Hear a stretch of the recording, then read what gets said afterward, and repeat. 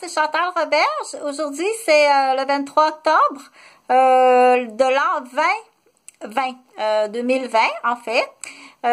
Bonne fête à mon papa. Enfin, mon père est décédé, mais quand même, c'est aujourd'hui, c'était sa date de naissance. À l'époque, on se rassemblait, on aimait bien fêter papa, ok? Mon nom, c'est Chantal Robert. Je suis infirmière de 30 années d'ancienneté, spécialisée avec les enfants. Donc, j'ai beaucoup d'années d'ancienneté en pédiatrie, en salle d'accouchement, en néonatologie, à greffe de moelle adulte, puis je suis aussi urgentologue, mais retraitée des soins infirmiers. Et je suis aussi psychoéducatrice spécialisée avec les enfants et j'ai une formation universitaire en santé mentale qu'on appelle par aidant. Puis j'ai quand même pas mal de notions aussi, en fait, en droit. Très loin d'être avocate, mais je comprends, je suis capable de vulgariser, puis ce qu'on appelle traduire, faire un peu de traduction en droit pour guider certaines personnes.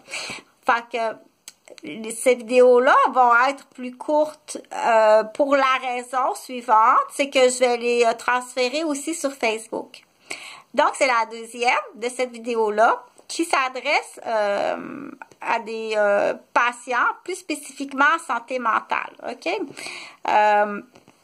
Le sujet, c'est comment quitter quelqu'un. Ça peut être un être cher, un conjoint, une conjointe, un garçon ou un homme ou une femme, mais ça peut être aussi une coloc, ça peut arriver.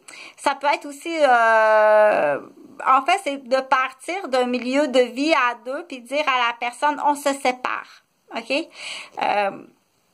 Je disais à la vidéo juste avant qu'il faut prévenir, OK? Et spécifier. Moi, je te donne ce qu'on appelle des conseils au meilleur de mes connaissances. D'accord? Surtout si on arrive à un âge que c'est possible. Ce qu'on appelle déménager. OK?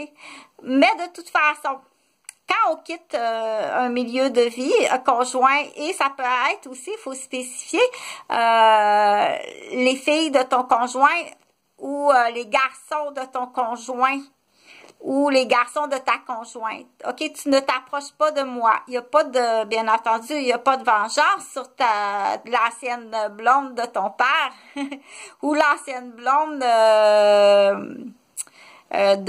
tu comprends? Parce qu'il faut aussi spécifier. Donc, tu n'as pas le droit dans tes temps libres ou dans tes congés ou dire, ah ben tiens, je vais aller faire titiner l'ex-blonde à mon père qui me fait encore, excuse le langage, mais j'ai encore du renvoi, ok, appartenant à la personne et non à la réalité. Donc, je vais en parler avec je ne veux pas que tu te retrouves dans mon environnement et dans ma ville. OK? Je suis partie très loin dans l'exemple. Je suis partie à 300 km de toutes mes relations amoureuses. Je suis à 300 km de toutes mes relations de conjoints avec qui j'ai habité de relations amoureuses et de leur famille.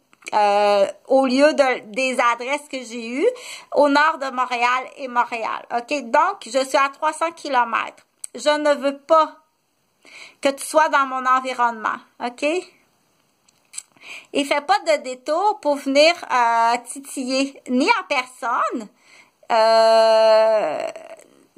ni non plus, parfois ça peut être plus laborieux, là, hein? Préparer des potagers pour ton futur.